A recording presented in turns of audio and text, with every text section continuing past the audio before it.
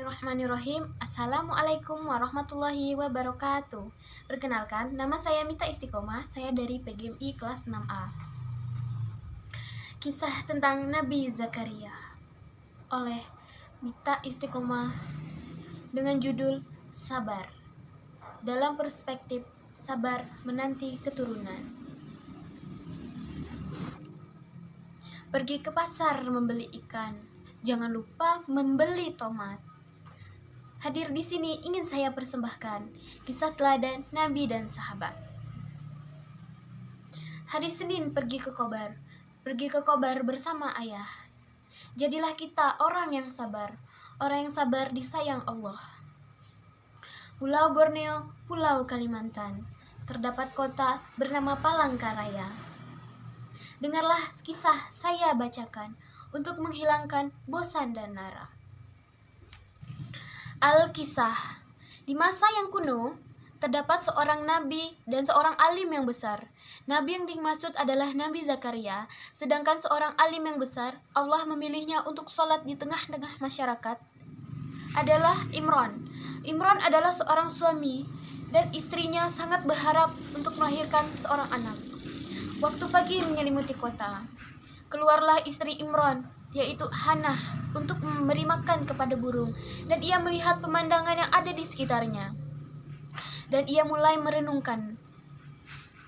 Di sana terdapat seekor burung yang sedang memberi makan anaknya dengan cara menyuapinya dan memberinya minum. Burung itu melindungi anaknya di bawah sayapnya karena khawatir dari kedinginan. Ketika melihat pemandangan itu, istri Imran berharap kepada Allah Subhanahu wa Ta'ala untuk memberinya anak. Ia mengangkat kedua tangannya dan mulai berdoa kepada Allah Subhanahu wa Ta'ala. Hana berkata, "Ya Allah, anugerahkanlah hamba seorang anak laki-laki."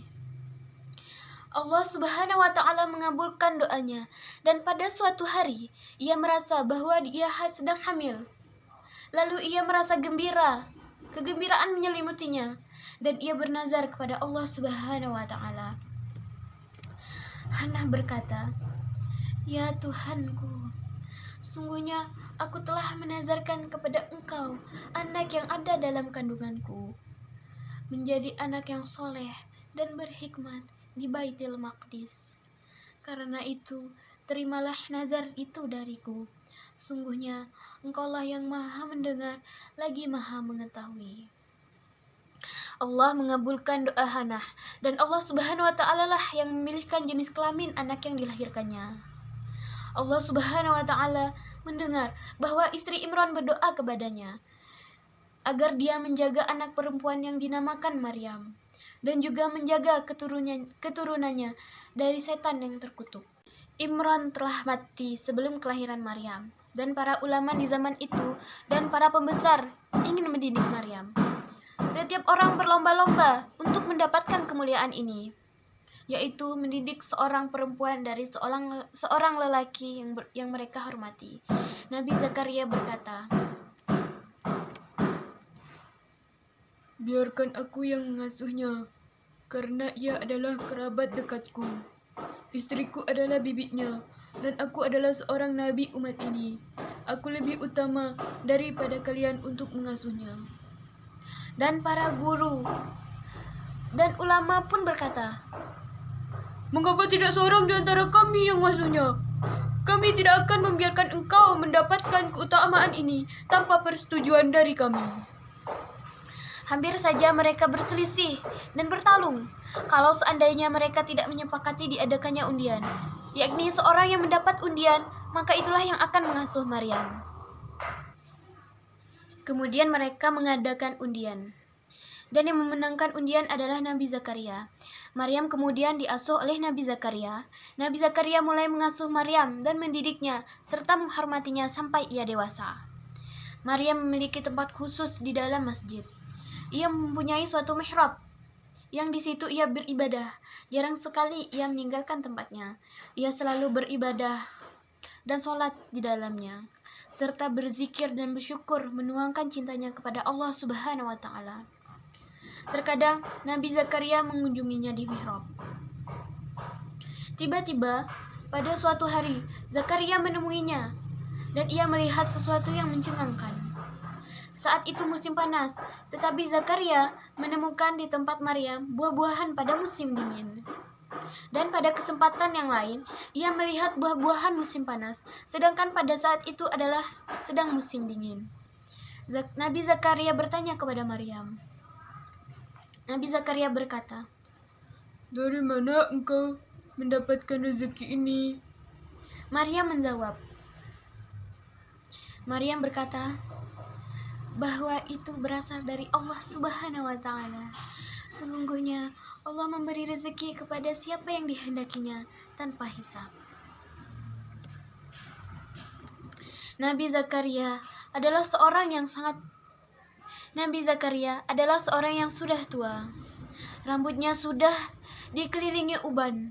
Ia merasa bahwa ia tidak lama lagi hidupnya akan berakhir, dan istrinya, Bibi Maryam, adalah seorang wanita tua yang sepertinya belum melahirkan seorang anak dalam hidupnya. Karena ia adalah wanita yang mandul, Nabi Zakaria menginginkan agar ia mendapatkan seorang anak laki-laki yang akan mewarisi ilmunya dan akan menjadi nabi yang membimbing kaumnya dan berdakwah kepada mereka untuk mengikuti kitab Allah Subhanahu wa Ta'ala.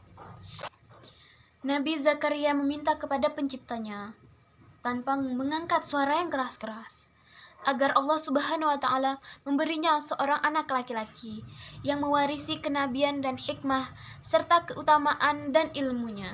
Nabi Zakaria khawatir kaumnya akan tersesat setelah di mana tidak ada seorang nabi setelahnya. Allah Subhanahu wa Ta'ala mengabulkan doa Nabi Zakaria. Belum lama Zakaria berdoa kepada Allah Subhanahu wa Ta'ala hingga malaikat memanggilnya saat sholat di mihrab. Malaikat berkata, "Hai Zakaria, sesungguhnya kami memberi kabar gembira kepadamu akan memperoleh seorang anak yang bernama Yahya, yang sebelumnya kami belum pernah menciptakan orang serupa dengan dia." Nabi Zakaria kaget dengan berita ini. Bagaimana ia dapat bisa memiliki seorang anak sedangkan istrinya seorang yang mandul? Karena saking gembiranya, Zakaria sangat terguncang dan dengan penuh keheranan ia bertanya.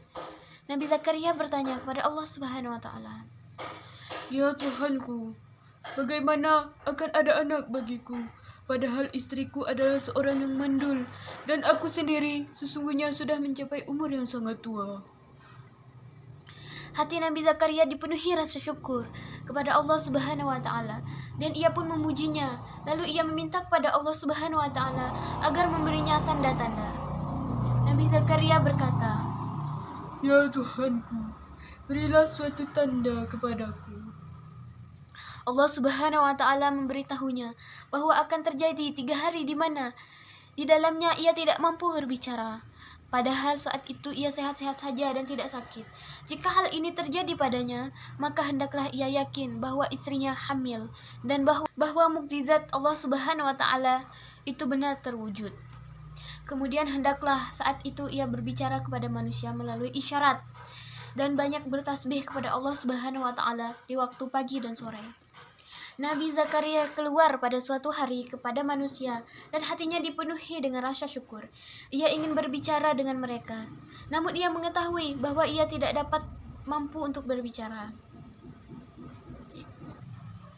Lalu ia mengisyaratkan kepada kaumnya untuk bertasbih kepada Allah Subhanahu wa Ta'ala di waktu pagi dan sore. Ia pun selalu bertasbih kepada Allah Subhanahu wa Ta'ala dalam hatinya. Zakaria merasa gembira yang sangat mendalam. Malaikat memberitahunya tentang kelahiran seorang anak laki-laki yang Allah Subhanahu wa Ta'ala menamakannya Yahya. Untuk pertama kalinya kita di hadapan seorang anak yang ayahnya tidak memberikan nama kepadanya dan ibunya pun tidak memilihkan nama untuknya, tetapi Allah Subhanahu wa Ta'ala lah yang memberinya nama. Dengan kemuliaan yang agung ini, Allah Subhanahu wa Ta'ala menyampaikan berita gembira kepada Nabi Zakaria bahwa anaknya yang bernama Yahya akan membenarkan kalimat Allah Subhanahu wa Ta'ala dan akan menjadi seorang alim yang mulia dan seorang nabi dari orang-orang yang soleh.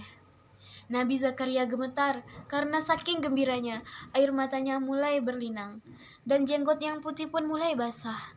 Ia sholat kepada Allah Subhanahu wa Ta'ala sebagai tanda rasa syukur atas pengkabulan doanya dari kelahiran anaknya yang bernama Yahya. Kisah ini menjadi pembelajaran yang sangat luar biasa dan berharga bagaimana seorang Nabi Zakaria dengan sabar menanti keturunannya. Dan Allah Subhanahu wa Ta'ala telah berfirman dalam Quran surah An-Anfal ayat 46. Allah berfirman dengan Innallaha ma'as sabirin, yang artinya sesungguhnya Allah bersama orang-orang yang sabar. Sore hari olahraga lari. Lari-lari keliling taman. Saya pamit undur diri. Terima kasih telah mendengarkan. Bunga cantik dari Jakarta dibawakan oleh Ibu Cynthia. Selamat tinggal pada hadirin semua. Sampai jumpa di acara selanjutnya. Jalan-jalan ke Maluku. Jangan lupa membeli tasbih. Wassalamualaikum warahmatullahi wabarakatuh. Sekian dan terima kasih.